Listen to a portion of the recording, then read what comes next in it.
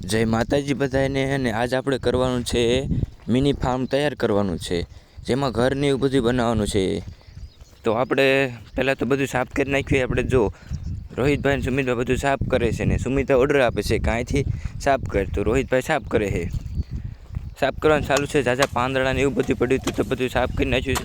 હવે આપણે સુમિતભાઈ જ્યાં આવે છે ઝાડવામાં ઊભા હતા, મરચીને એવું બધું થોડુંક નાનું બધું કાઢે છે, એટલે બધું સાફ સફાઈ સારી થઈ જાય. તો જો એક કાઢી નાખ્યું છે, એમ કરતાં કરતાં તો બધું કાઢી નાખવાનું છે.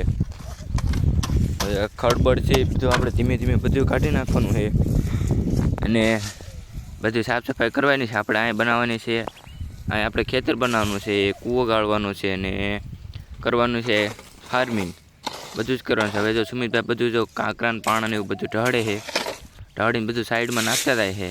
જો